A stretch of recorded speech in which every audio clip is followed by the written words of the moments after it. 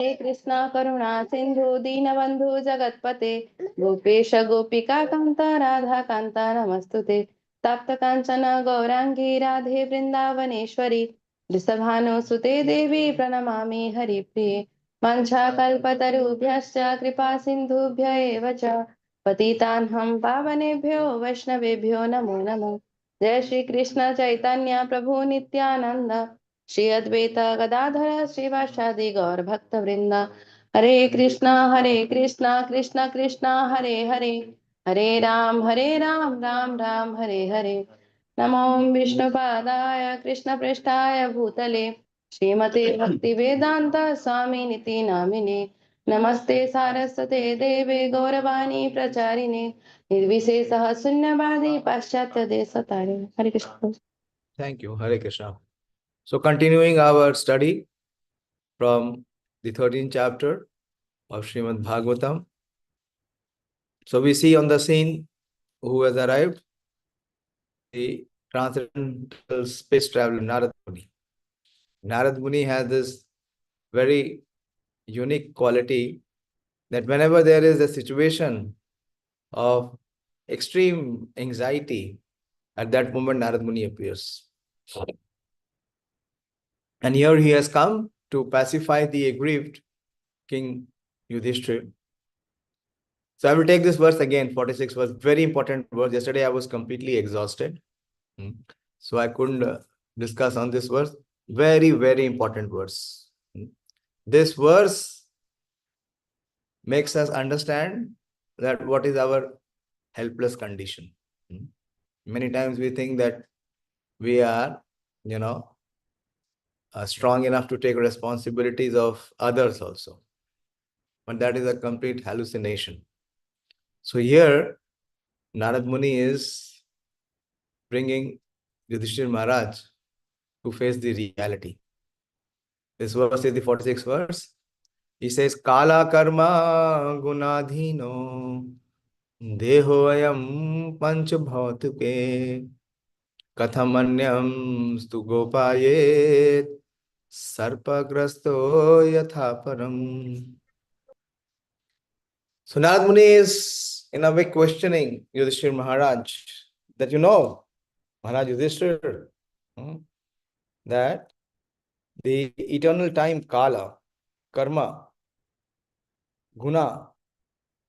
So all this, one who is embodied, who is Dehina, he is under the control of all these factors. The physical body is under the control of Kala, Karma, and Guna, and is Adhina. Adhina means that he is controlled by. So what is controlled by? The material body and mind. Very important. Both the material body and mind. The material body and mind is subject to jurisdiction and control of the guna, karma, and kala. And this material body is made up of panch bhautuke, is made up of 5 gross elements. So he is saying that when your body itself is not under your control, your body, which is made up of 5 gross elements, is under the control of kala, time, karma, actions, and guna, the modes. So how is it possible that you can give shelter to anyone else? Kathamanyams. From where? Where is the possibility that you can protect or you can save others? Kathamanyams tu gopayet. How can you give protection to anyone when you yourself cannot protect your own self? Then where is the claim or where is the possibility of anyone to claim to protect others? Why? Because in this material world, everyone is sarpagrasta. Sarpa is the time factor. The gross material body made of 5 elements is already under the control of eternal time, kala, action, karma, and the modes of material nature, guna. How then can it bring already in the jaws of a serpent protect others? Very important, very, very important awakening statement. making one to realize what is the reality. The world's movement, political, economic, social, and cultural propaganda can do no benefit to anyone. The world's movement for freedom. Everyone wants to say that we want to be free, we want to be independent, or we want to be without any jurisdiction or control. Prabhupada is saying this is only a propaganda because it can do no benefit to anyone, for living beings are controlled by superior power. A conditioned living being is under the full control of material nature, represented by eternal time and activities under the direct dictations of different modes of nature. So the living entity is always under this control of all the three, Kala, and through the Kala, there is the functioning of the modes and also karma. Unless one is situated in the mode of goodness, okay.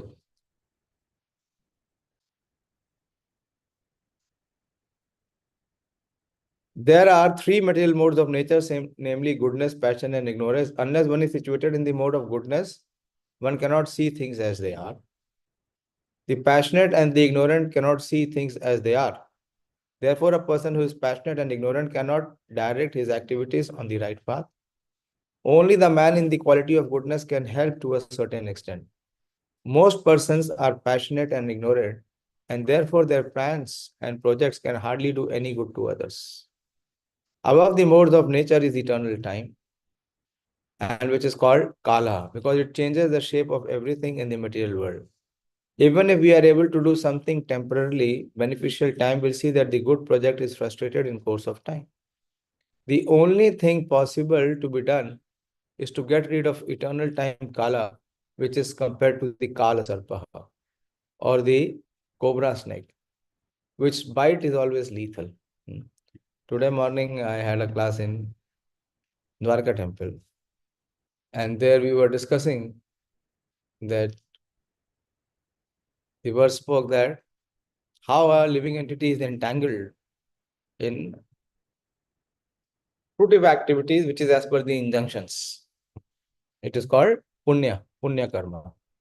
What the punya karma does, it also entangles the living entity to repeatedly take birth and be within the cycle of birth and death. And even if one elevates to the planet of Brahmaloka, even Lord Brahma has to come back. Srimad Bhagavatam was explaining, Kapil Dev is explaining to Devahuti mother, that although Brahmaji is liberated, but whenever there is creation, he has to come back and he have to take the role of creation. He does the sub-creation. So what it is like? It is like the game of ladder and snake. In many, many lifetimes, by climbing different ladders, one can go to the heavenly planets or to the moon planets or even to the Brahmaloka. But everywhere there is the jurisdiction of this snake bite. And what is the snake bite? It is in terms of Kala. Brahma Bhuvanar Loka Punaravartino Arjuna. Even if you elevate to the highest planet of Brahmalok, which is also called Satyalok, and if you go to Swarglok, Shine Punne Martalokam Vishanti. Again, you are bitten there and you are thrown back. Like you have played Sapasidi. The kids play Sapasidi. Even if you reach 99, the snake will bite, you will come down again to where you are. That is called Punar Mushika Bhava. Again and again become that insignificant mouse.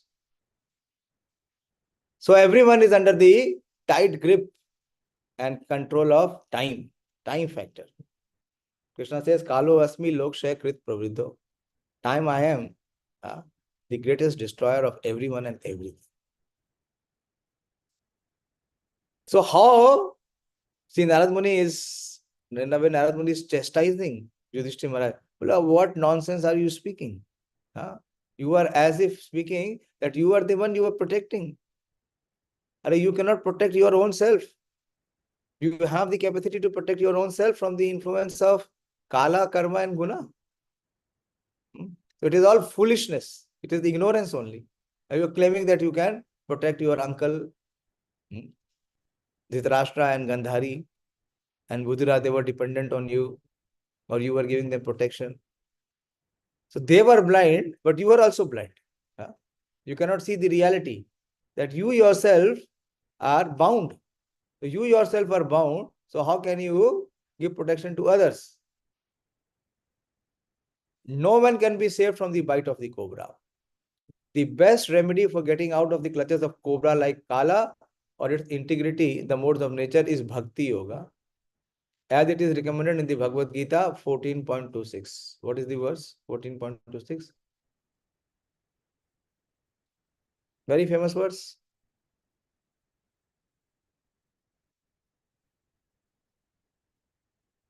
You should be knowing this verse. Very important verse in this Jnana Yoga section.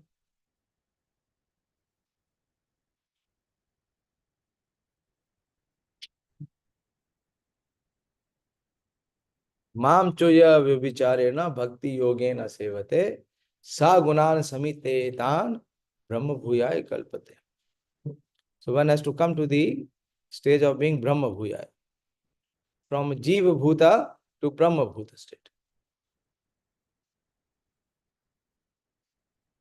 The highest perfectional project of philanthropic activity is to engage everyone in the act of preaching Bhakti Yoga all over the world, because that alone can save the people from the control of Maya or the material nature, represented by Kala, Karma, and Guna as described above.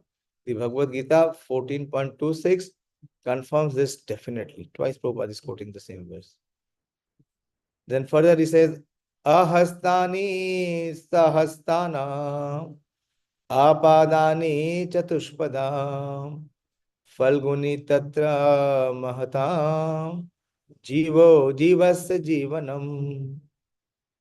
So those who are ahastani means those who do not have hand, and those who are devoid of hands. So those who are devoid of hands are prey for those who have hands, and those devoid of legs are prey for the four-legged. The weak are the subsistence of the strong, and the general rule holds that one living being is food for another. A systematic law of subsistence in the struggle for existence is there by the supreme will, and there is no escape for anyone by any amount of planning. The living beings who have come to the material world against the will of the supreme being are under the control of the supreme power called Maya Shakti, the deputed agent of the Lord. And this Devi Maya is meant to pinch the conditioned soul by threefold miseries, one of which is explained here in this verse. The weak are the subsistence of the strong. No one is strong enough to protect himself from the onslaught of someone stronger. And by the will of the Lord, there are systematic categories of the weak, the stronger, and the strongest. There is nothing to be lamented if a tiger eats a weaker animal, including a man, because that is the law of the Supreme Lord. But although the law states that a human being must subsist on another living being, there is also the law of good sense also. For the human being,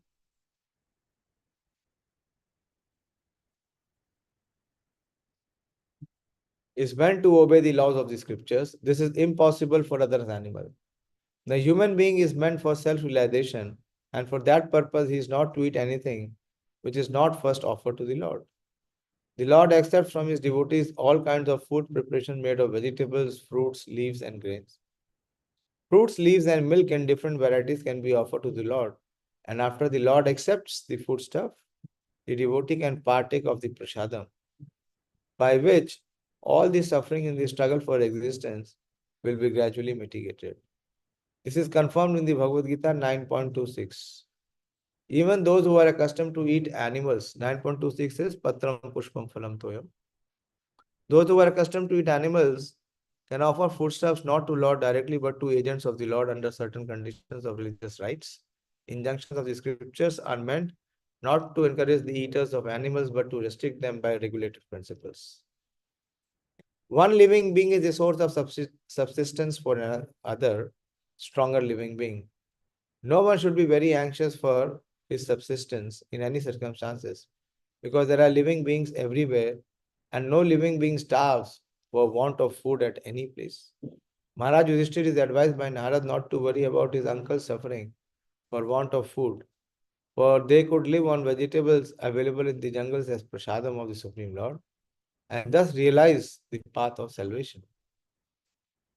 Narad is speaking from his personal experience. Exploitation of the weaker living beings by the stronger is the natural law of existence.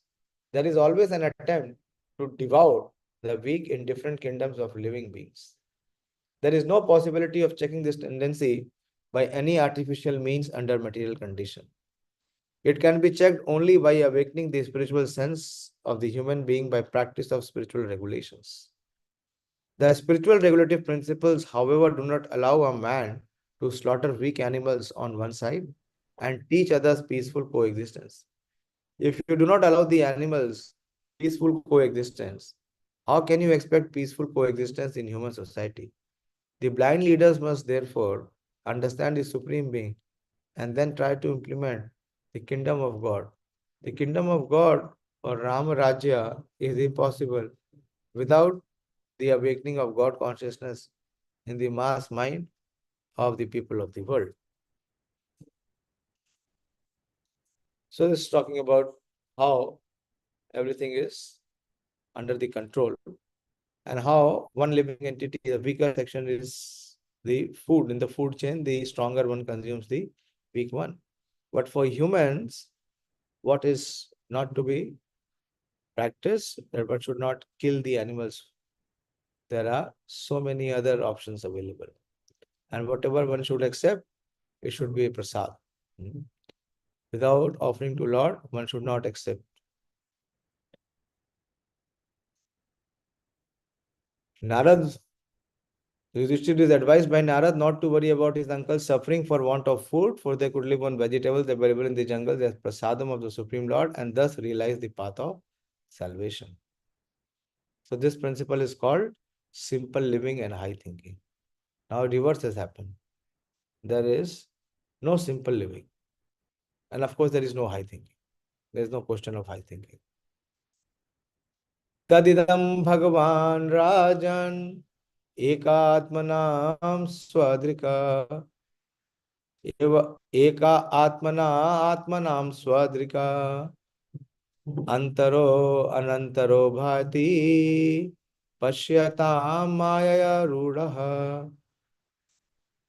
Therefore, O king, you should look unto the Supreme Lord only, who is one without a second, and who manifests himself by different energies and is both within and without. So he's saying, don't focus, don't think much or meditate on what Dhritarashtra did and why he left. Rather, you focus your attention on the Supreme Lord.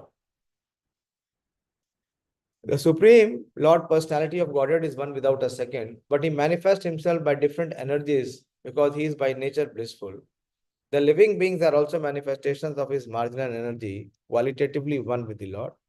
And there are innumerable living beings both within and without the external and internal energies of the Lord. Since the spiritual world is a manifestation of the Lord's internal energy, the living being within the internal potency are qualitatively one with the Lord without contamination from external potency.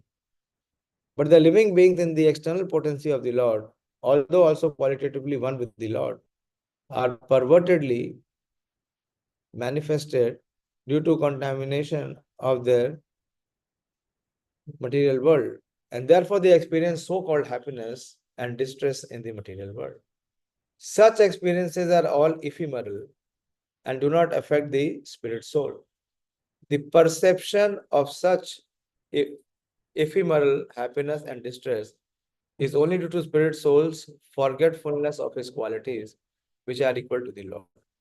There is, however, a regular current from the Lord himself, from within and without, by which to rectify the fallen conditions of the living being. From within, he corrects the desiring living beings as localized Paramatma. And from without, he corrects by his manifestations as the spiritual master and the revealed scriptures. In this verse, the instruction that one should look unto the Lord means that one should not be disturbed by the so called manifestation of happiness or distress, but should try to cooperate with the Lord in his outward activities for correcting the fallen souls. By his order only, one should become a spiritual master and cooperate with the Lord. One should not become a spiritual master for one's personal benefit, for some material gain, or as an avenue of business or occupation for earning a livelihood. Bona fide spiritual masters who look unto the Supreme Lord to cooperate with him are actually qualitatively one with the Lord, and the forgetful ones are perverted reflections only. Yudhishthir Maharaj is advised by Narad, therefore, not to be disturbed by the affairs of so-called happiness and distress, but to look only on the Lord to execute the mission for which the Lord has descended. That was his prime duty. Hare Krishna. One moment. I'm just coming.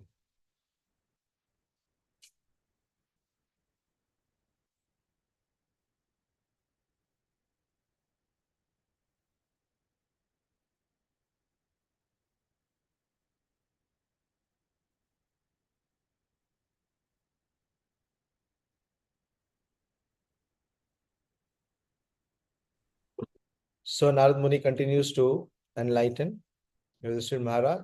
So ayam adya Maharaja Bhagwan Bhut Bhavana Kala Rupa Avatirno Shyam Abhavaya Suradvisham. The Supreme Personality of Godhead, Lord Shri Krishna, in the guise of all devouring time, Kala Rupa, has now descended to earth to eliminate the envious from the world. There are two classes of human beings, namely the envious and the obedient. Since the Supreme Lord is one and the Father of all living beings, the envious living beings are also his sons. But they are known as the Asuras. But the living beings who are obedient to the Supreme Father are called Devtas or demigods, because they are not contaminated by the material conception of life. Not only are the Asuras envious of the Lord in even denying the existence of the Lord, but they are also envious of all other living beings. The predominance of Asuras in the world is occasionally rectified by the Lord when he eliminates them from the world and establishes the rule of Devtas like the Pandavas. His designation as Kala in disguise is significant. He is not at all dangerous, but he is the transcendental form of eternity, knowledge, and bliss. For the devotees, his actual form is disclosed. And for the non-devotee, he appears as Kalarupa, which is his causal form. This causal form of the Lord is not at all pleasing to the Asuras, and therefore they think of the Lord as formless in order to feel secure that they will not be vanquished by the Lord. Nishpaditam devakrityam avashesham pratikshate. Please mute. Who's Nirmala? अपना microphone mute करिए. Microphone तो mute करिए और जो आपका video है उसको on करिए. मानिनी को तो रोज दिन में 10 बार बोलना पड़ेगा, तब वो ऑन करेंगी. मत करो, बंद ही रखो. हरे कृष्ण प्रभु जी, दंडवत प्रणाम. सॉरी, एक्चुअली वन था. नहीं, कुछ नहीं, कोई सॉरी वॉरी नहीं, वो आपकी आदत है. आप 10 बार कहलवाएंगी. मत रखिए बंद, कल से मैं अभी बंद रखता हूँ.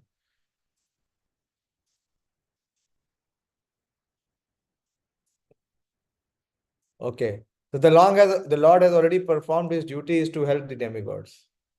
And he is awaiting the rest. You Pandavas may wait as long as the Lord is there on earth. The Lord descends from his abode Krishna Lok, the topmost planet in the spiritual sky, in order to help the demigod, administrators of this material world, when they are greatly vexed by the Asuras, who are envious not only of the Lord but also of his devotees. As referred to above, the conditioned living beings contact material association by their own choice, dictated by a strong desire to lord it over the resources of the material world and become imitation lords of all they survey. Everyone is trying to become an imitation God. There is a keen competition among such imitation God. And such competitors are generally known as asuras. When there are too many asuras in the world, then it becomes a hell for those who are devotees of the Lord. Due to the growth of the asuras, the mass of people who are generally devoted to the Lord by nature and are pure devotees of the Lord, including the demigods in higher planets, pray to the Lord for relief. And the Lord either descends personally from his abode or deputes some of his devotees to remodel the fallen condition of human society or even animal society. Such disruptions take place not only in human society but also among animals, birds, or other living beings, including the demigods in the higher planets. Lord Sri Krishna descended personally to vanquish asuras like Kamsa, Jarasandha, and Shishupal. And during the reign of Maharaj Yudhishthir, almost all these asuras were killed by the Lord. Now he was awaiting the annihilation of his own dynasty called the Yadu Vamsha, who had appeared by his will in the world. He wanted to take them away before his own departure to his eternal abode. Narad, like Vidura, did not disclose the imminent annihilation of the Yadu dynasty, but indirectly gave a hint to the king and his brothers to wait till the incident happened, and the Lord departed. Dhartarashtra Pratarta Dhritarashtra sa Bhratra Gandharya cha swabharyaya Dakshinena himavata Rishinam ashram gata. So he's disclosing the destination of his uncle. O king, your uncle Dhritarashtra, his brother Vidura, and his wife Gandhari have gone to the southern side of the Himalaya mountain, where there are shelters of the great sages. To pacify the mourning Maharaj Yudhishthir, Narad first of all spoke from the philosophical point of view, and then he began to describe the future moments of his uncle, which he could see by his foreseeing powers. Thus he spoke as follows. Shotobhi sapta abhirva yave Swaradhuni saptadha vyadaha Saptanam pritaye nana Saptashrota prachakshate. The place is called Saptashrota, divided by 7, because there the waters of the sacred Ganges were divided into 7 branches. This was done for the satisfaction of 7 great rishis.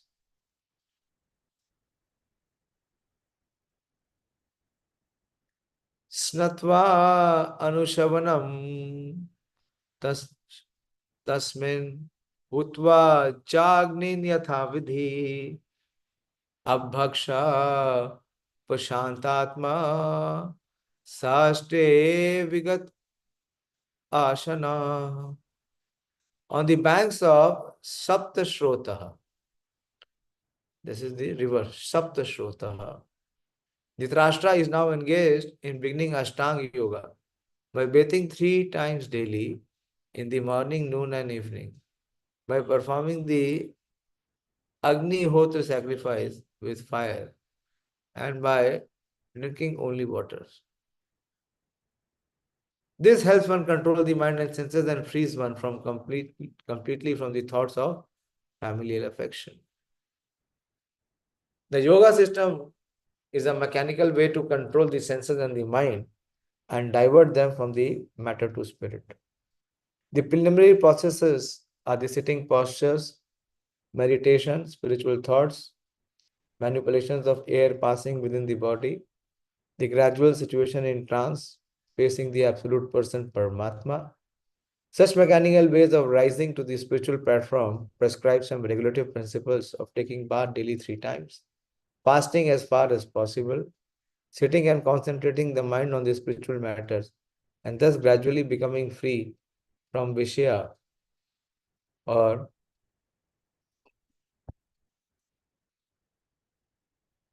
material objectives. Material existence means to be absorbed in the material objective, which is simply illusory. House, country, family, society, children, property, and business are some of the material coverings of the spirit or Atma. And the yoga systems help one to become free from all these illusory thoughts and gradually turn the mind towards the absolute person Paramatma. By material association and education, we learn simply to concentrate on flimsy things. But yoga is the process of forgetting them altogether. Modern so-called yogis and yoga systems manifest some magical feasts, and ignorant persons are attracted by such false things. Or they accept the yoga system as a cheap healing process for disease of the gross body. But factually, the yoga system is the process of learning to forget what we have acquired throughout the struggle for existence. Dhritarashtra was all along engaged in improving family affairs by raising the standard of living for his sons or by usurping the property of the Pandavas for the sake of his own sons. These are common affairs for a man grossly materialistic and without knowledge of the spiritual force. He does not see how this can drag one from heaven to hell. By the grace of his younger brother Vidura, Dhritarashtra was enlightened and could be seen and could see his gross illusionary engagements. And by such engagement, he was able to revive home. He was able to leave home, for spiritual realization. Shri Narad Dev was just foretelling the way of his spiritual progress in a place which was sanctified by the flow of the celestial Ganges. Drinking water only without a solid food is also considered fasting. This is necessary for advancement of spiritual knowledge. A foolish man wants to be a cheap yogi without observing the regulative principles. A man who cannot first control his tongue can hardly become a yogi. Yogi and bhogi are two opposite terms. The bhogi or the merry man who eats and drinks cannot be a yogi, for a yogi is never allowed to eat and drink unrestrictedly. We may note what profit now Dhritarashtra began. We may note with profit how Dhritarashtra began his yoga system by drinking water only and sitting calmly in a place with a spiritual atmosphere, deeply absorbed in the thoughts of Lord Hari, the personality of Godhead. So we see how diligently Dhritarashtra is going to practice. What is he going to practice? He is going to practice the path of Ashtanga Yoga.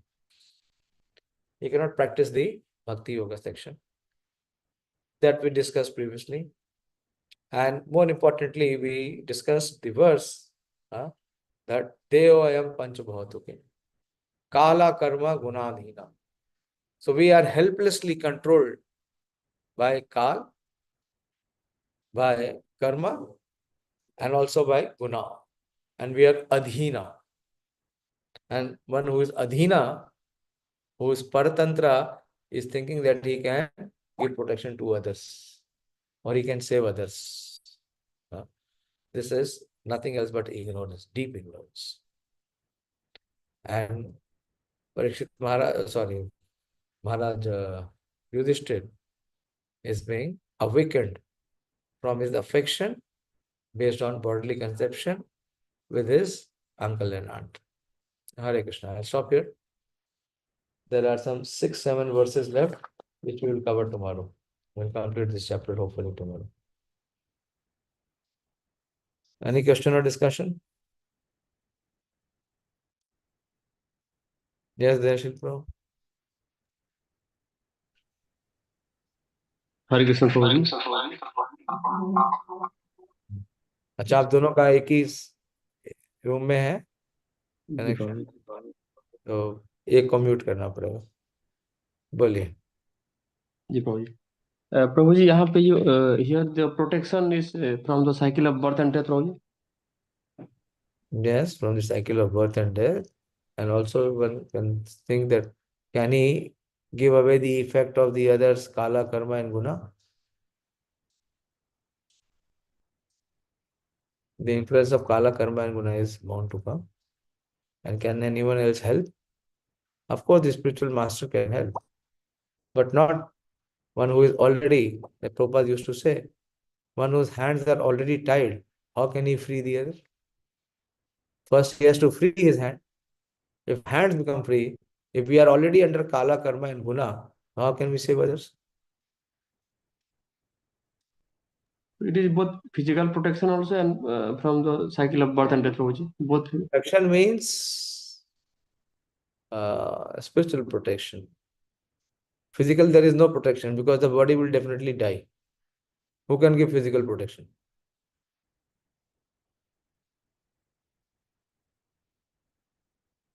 So, ignorance based on bodily conception of life is being exposed here.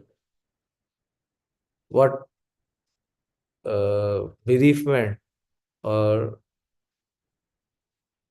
the position of Yudhishthira Maharaj's lamentation is being condemned by Narada. He's saying, don't think that they were dependent on you or you are the one who were protecting them or maintaining them. What can you protect or maintain others when you cannot protect and maintain your own self?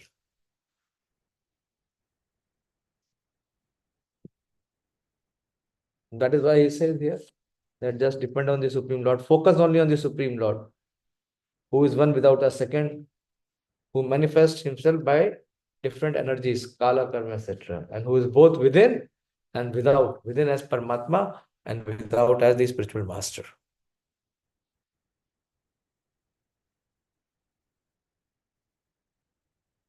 Okay. You have another question? Your hand is up. No, Prabhuji, no. Okay. Okay, I'll stop here. And please study. I cannot give you the full discussion. You have to create your own interest. Yes, today morning we were discussing this very beautiful verse. Shanvratam sadhaya nityam. One has to hear with faith, and when one has to hear nityam. Shanvratam sadhaya nityam. And grihanatas sacheshita. And one, after hearing what he has to do, he has to accept. Grihanatas. And how he has to accept the principles, what he is hearing? By swacheshtita, by one's own endeavor, by one's own attempts, sincere attempts. And then kalena nati dirghena bhagwan vishate hridi. Then it is not just a matter of time that the Supreme Lord will manifest in the heart. But of course, how much we are making an attempt. Swacheshtita. Cheshta has to be there, attempt has to be there, endeavor has to be there.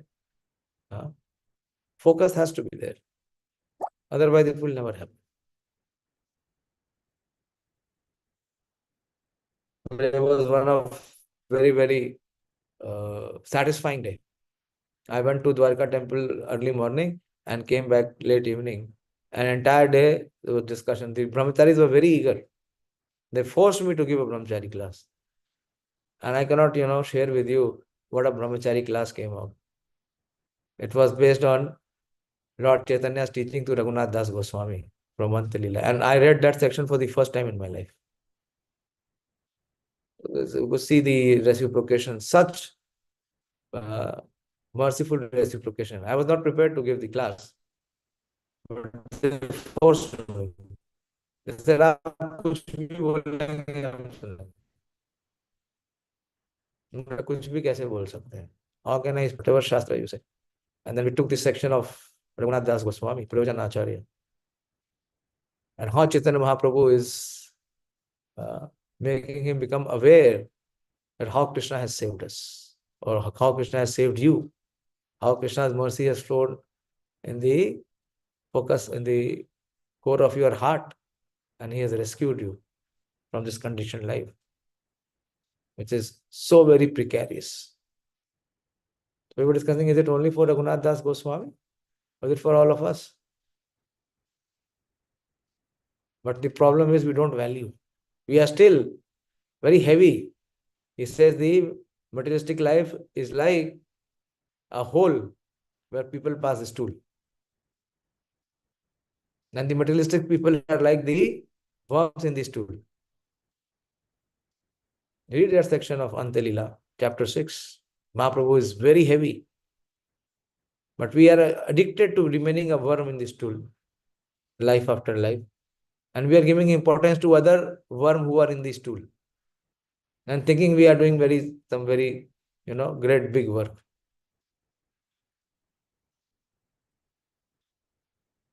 And he condemns the materialistic way of household life. How abominable it is. So जे दिन गृहे भजन देखी, गृहे तो गोलोक भाया. If in the grahastha life there is no bhajan, then it is like a stool house. Otherwise, it is like golok. Okay, I'll stop here. Tired. So please focus on these teachings.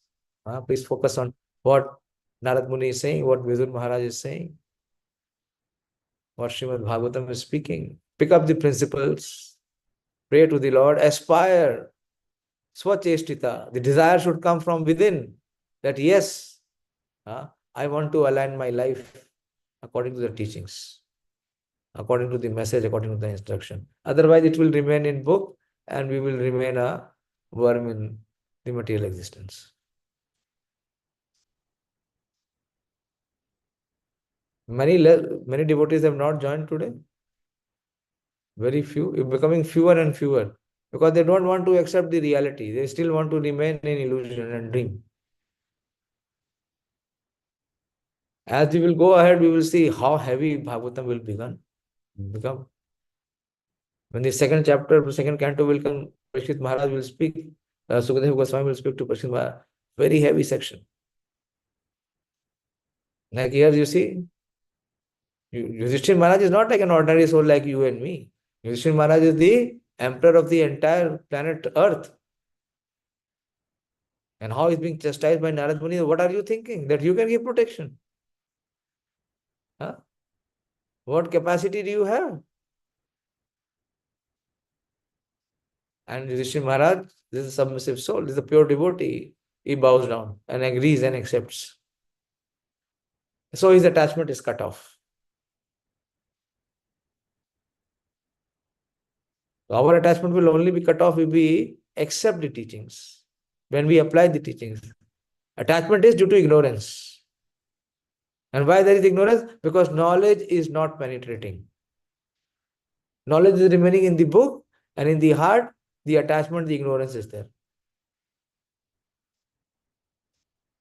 And with attachment, what can we do? Can we do any good to those who feel our own?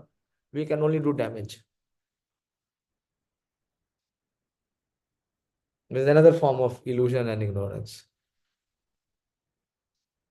So very important that we should study Shastra. We should hear every day. And after hearing, we should contemplate. We should think on it. Shravanam and then Mananam. And then Smaranam. And then Abhyasanam. So what we have heard, the principles that we have known, we should have the desire to accept it first and then to apply it. It is Granitas and Swacheshtita. Then this controls of Kala, Karma and Guna will gradually become lesser and lesser and lesser. And one day it will come, it will be no more there. That means one is freed, one is liberated. That is the only process. Gradually, by aligning our life according to the instructions. But those who are able to do, they will feel the benefit, they will reap the benefit, otherwise others will continue in this struggle. And the result is only one. Ultimately, the Kala Sarpa is there. It will come. Thank you very much. Srimad Bhagavatam ki jai. Today is the marriage of Sonika. So please pray for her. I'll send her the message, but not publicly. I will send her on her number. So you can all pray for her and wish her that she progresses and her spiritual life remains protected. Very important. Very, very important. Hare Krishna. Srimad Bhagavatam ki jai. Srila Prabhupada ki jai.